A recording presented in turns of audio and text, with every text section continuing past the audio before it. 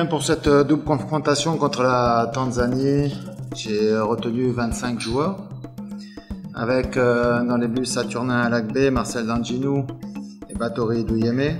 Les défenseurs avec Khaled Adeno, Moïse Adileou, Youssouf Assogba, Samadou Bourou, Melvin Doremus, David Kiki, Cédric Untonji, Johan Roche et Olivier Verdon. Milieu avec Jordan Adeoti, Matteo Alinvi, Cécile Almeida, Rodrigue Kossi, Junior Oletan et Anan Tidjani. Les attaquants avec Roland Beakou, Jodel Dossou, Chabel Gomez, Steve Mounier, Mika Poté et Désiré Sekbe Azangpo ainsi que Sébio Soukou. Voilà pour la liste des joueurs qui ont été retenus pour ce match contre la Tanzanie.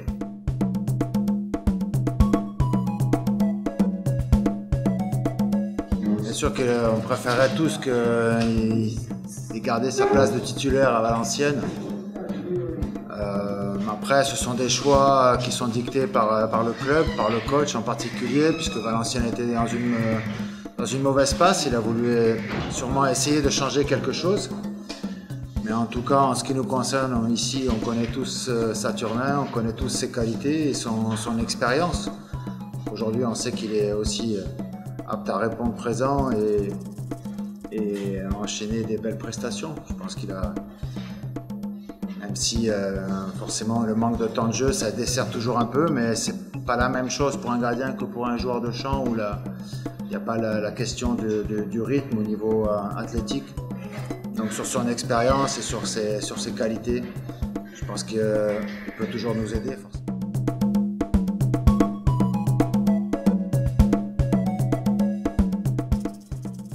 Je sais pas, Mika Poté, c'est quelqu'un qui est très régulier, très professionnel, qui continue à gérer son corps, qui est toujours motivé.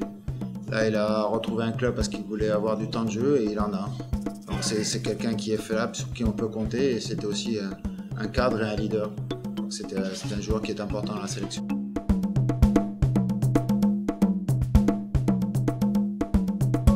Parce que Marcelin a repris le chemin de l'Algérie avant-hier. Depuis le match contre la RDC, il était ici en vacances à Cotonou et donc il est rentré, il a repris, je pense, qu'il reprend l'entraînement cette semaine. Donc voilà, c'était un joueur qui n'est pas prêt pour le moment.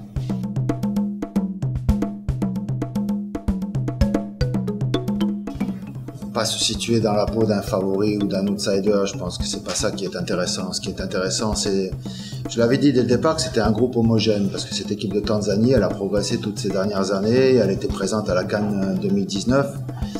Il y a une ossature à cette équipe. Le football tanzanien, dans l'ensemble, aussi progresse avec des performances de FC Simba, SC Simba notamment, qui a fait les quarts de finale de la Champions League la saison dernière. Mais il y a d'autres clubs comme Azam et comme Young Africans, plus d'autres encore, puisqu'il y en a deux qui se sont qualifiés encore, qui ont passé le premier tour dans les Coupes de la Confédération. Donc c'est un football qui est en mouvance, qui est en progression, et une équipe qui est performante. Et donc beaucoup de respect par rapport à cette équipe. C'est pas par hasard s'ils ont pris 4 points lors des 2 premiers matchs.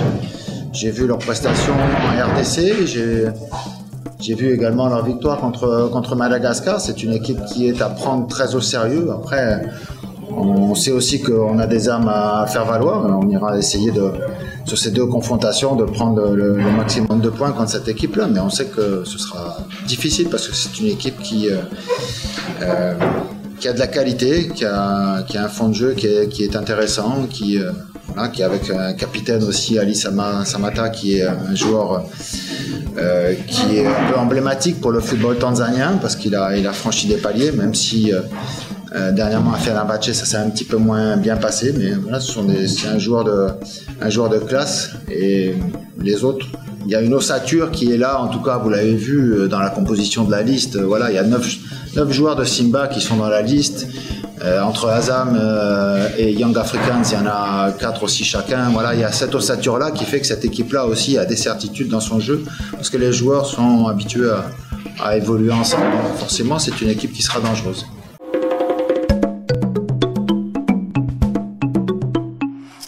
Wow, People.